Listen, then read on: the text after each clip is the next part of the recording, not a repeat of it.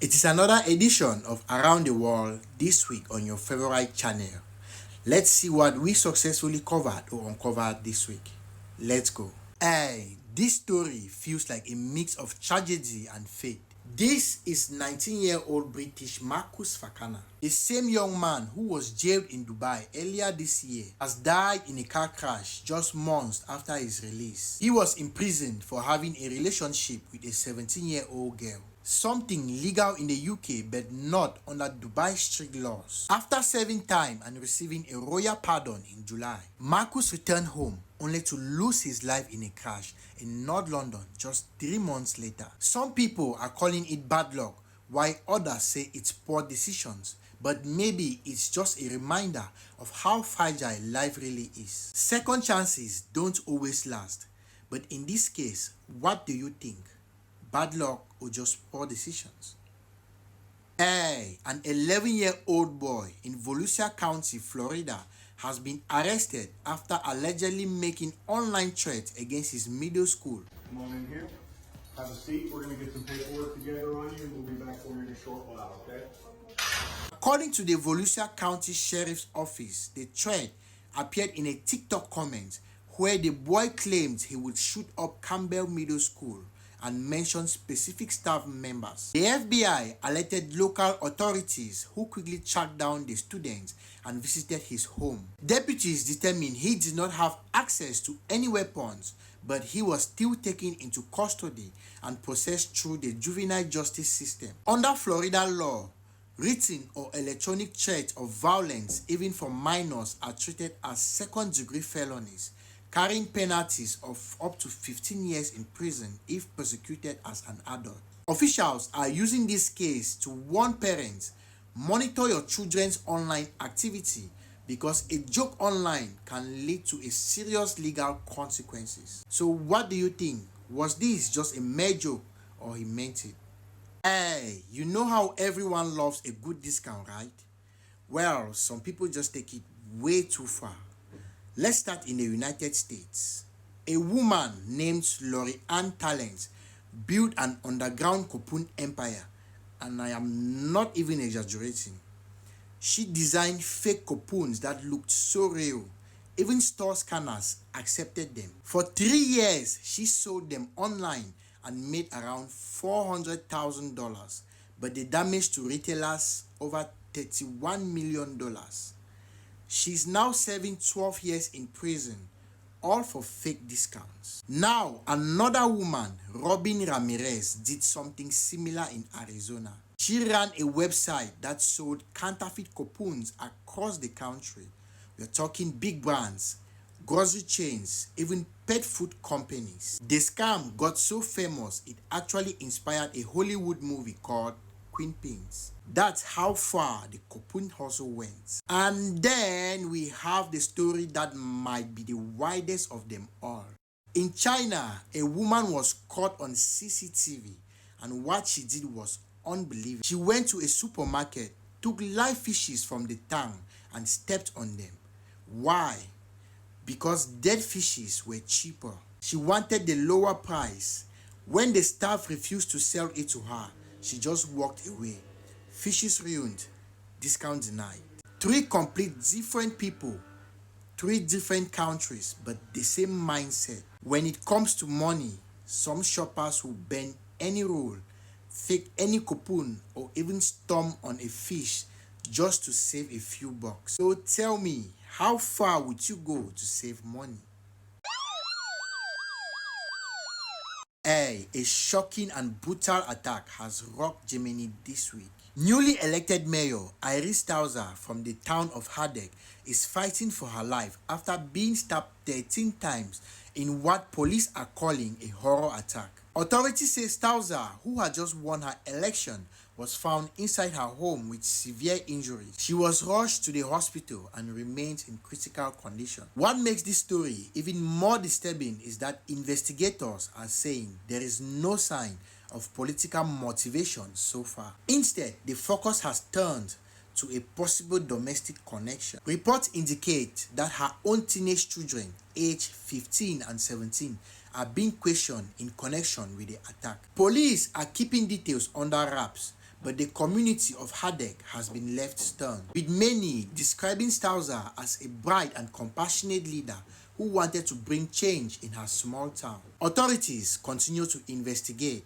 as the nation watches closely. We will keep you updated as more details emerge. Follow for more updates on this developing story.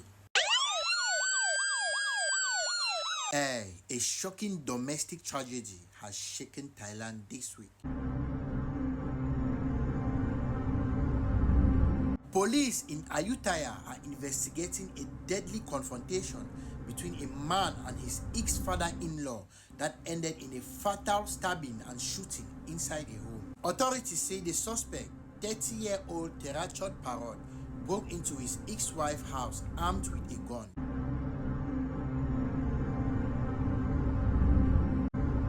Her father, Bancha Pusatong, confronted him and a violent gunfight broke out inside the home.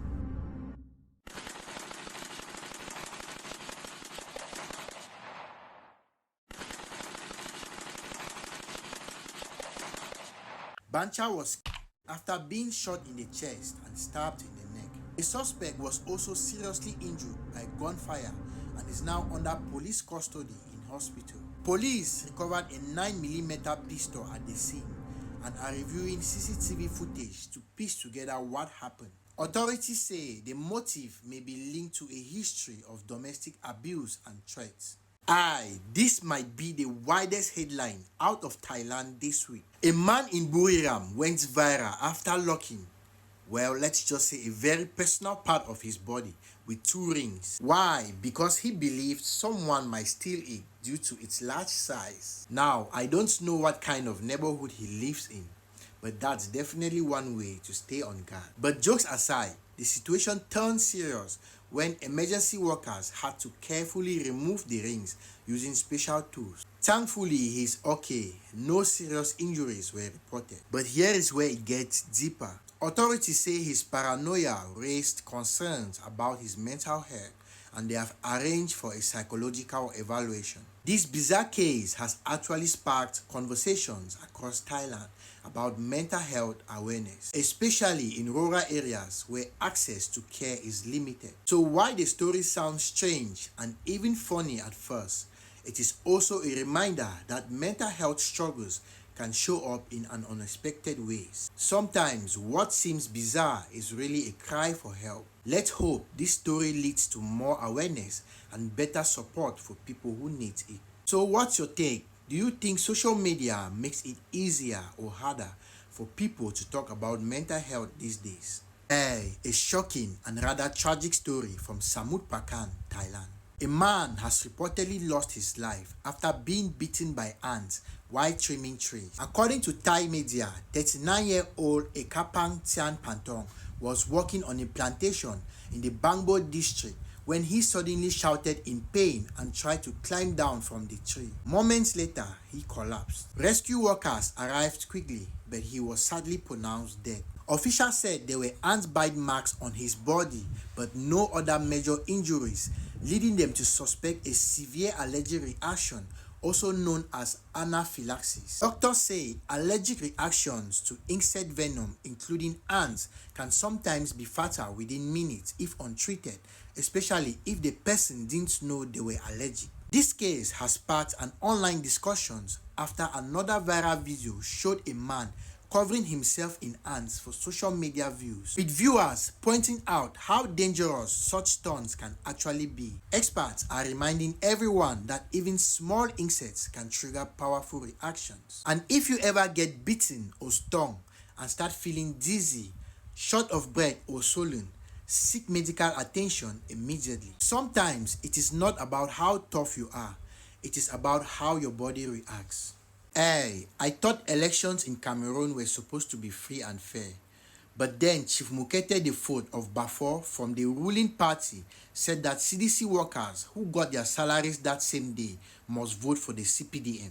The CDC workers who have received their salaries today, we are watching.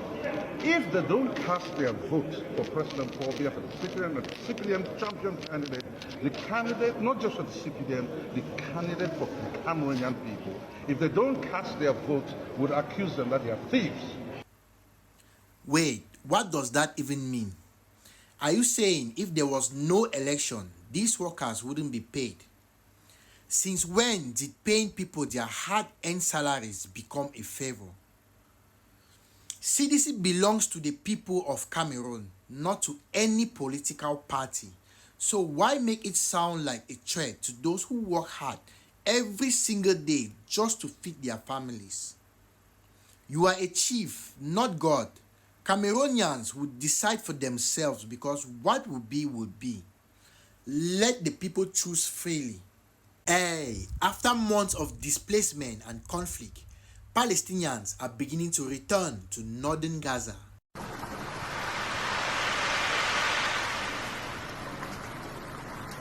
The return comes as a new ceasefire between Israel and Hamas takes effect, a moment that many hope will finally bring some peace. But for most families, going back home doesn't mean comfort. Much of northern Gaza has been left in ruins, homes destroyed, roads damaged, and basic services barely functioning. Still, many say they would rather return to what's left of their homes than to remain displaced in overcrowded shelters in the south. The ceasefire includes withdrawals by Israeli forces and a prisoner exchange, but international groups are warning that rebuilding Gaza will take years and real peace will depend on what happens next. For now, the people of Gaza are taking their first steps home, one family at a time.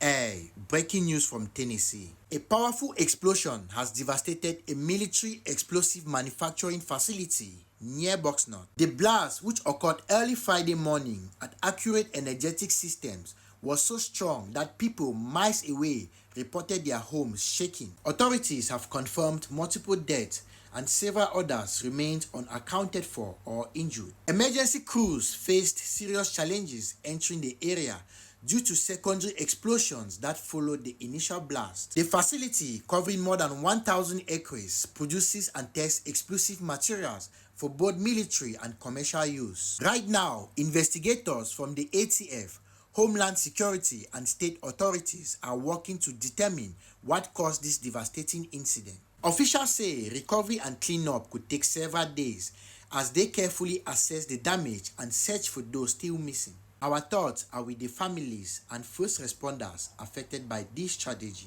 Hey, there has been an update about the Tennessee explosion. Authorities say 19 people remain missing after the massive explosion at the Tennessee explosives facility. We have been able to confirm that we do have 19 souls.